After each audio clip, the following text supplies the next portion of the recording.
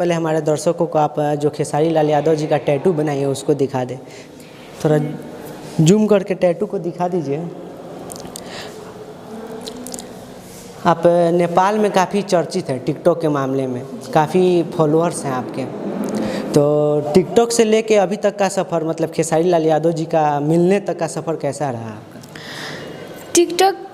TikTok भी एक ऐसा प्लेटफॉर्म है जहां अपना कला दिखा के आप आगे बढ़ सकते हैं, लेकिन अभी उस चीज़ को गलत तरीक़ा से यूज हो रहा है। और हम आज जो भी जहां भी है टिकटॉक के कारण ही है जी, कि हम टिकटॉक में वीडियो बनाते थे तभी ना आज यहाँ पर हमको इतने लोग जानते हैं और उस चीज़ में मौका मिला खेसारी जी से। टिकटॉक के कारण ही उनसे मिल पाए, क्योंकि एक राजकिशोर बोल के एक नाम के हैं जो हम लोग का नेपाल के ही है और वो खेसारी जी के बहुत बड़े सपोर्टर है।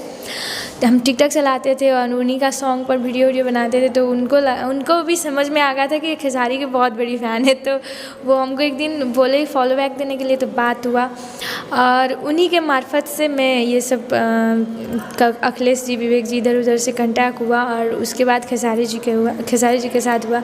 टिकटॉक यही है कि टिकटॉक से भोजपुरी इंडस्ट्री में बहुत सारे कलाकार हैं, पवन सिंह जैसे बड़े बड़े कलाकार हैं, फिर भी आपने खेसारी लाल को ही चुना। कैसे मतलब लगा कि हम खेसारी लाल के ही बहुत बड़े फ़ैन हैं? देखिए, सबका ये नहीं है कि खेसारी जी का ही फ़ैन है, वहाँ पर पवन जी का भी है और रितेश पांडे जी का भी है, चिंटू जी का भी है। अब ये ज़रूरी नहीं है कि हम सबका फ़ैन हो सकते हैं। हम किसी एक ही को दिल में रखते हैं और एक ही को किसी को सपोर्ट करते हैं, मानते हैं भगवान की तरह। तो हम खेसारी जी को पसंद करते हैं। ऐसे बहुत लोग हैं कि पवन जी को भी पसंद करते हैं, बहुत लोग हैं कि रितेश जी को भी पसंद करते हैं। ये कोई पूछने वाला सवाल ही नहीं हुआ कि कैसे आप उनको पसंद करते हो। अच्छा, आपका एक वीडियो जो खेसारी लाल से आप मिली हैं, आपका एक वीडियो वायरल हो रहा है, उसमें आपने बोला कि हम लगभग 8 साल से थे, तब से खेसारी लाल के बहुत बड़े फ़ैन हैं। इसको लेकर क्या कहना है?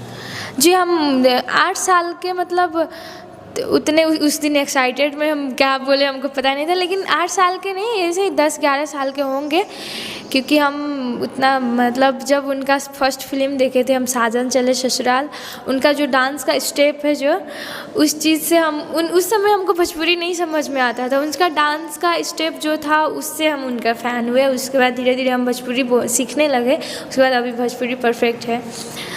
जहाँ तक हमें पता है कि आपने लव मैरिज शादी भी की है, तो लव मैरिज शादी में कहीं परिवारजनों के मतलब अड़चन तो नहीं है शादी में, या लव मैरिज शादी के बारे में हमारे दर्शकों को कुछ बताइए।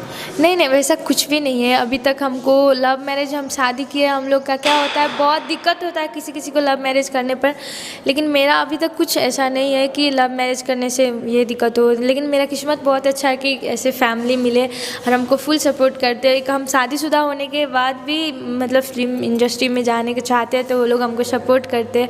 ऐसा कुछ नहीं है अभी। अच्छा, आपने खेसारी लाल यादव का हाथ पे टैटू बनाया, तो आपके हस्बैंड का क्या रिएक्शन रहा था?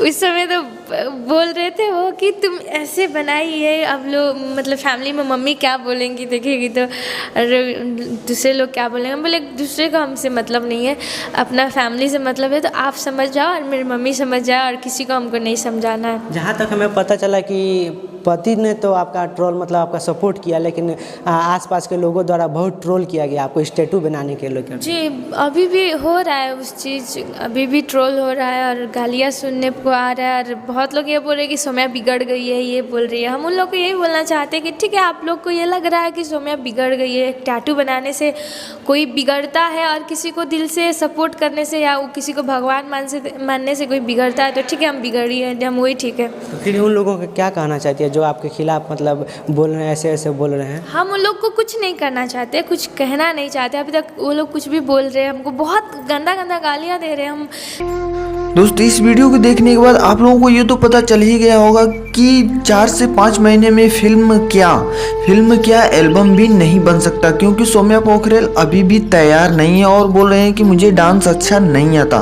तो दोस्तों, क्या आपको लगता है कि सौम्या पोखरेल का 3 से 4 महीने के अंदर कोई मूवी आ सकती है? अगर आप लोगों को ऐसा लगता है तो ज़रूर मुझे बताइए।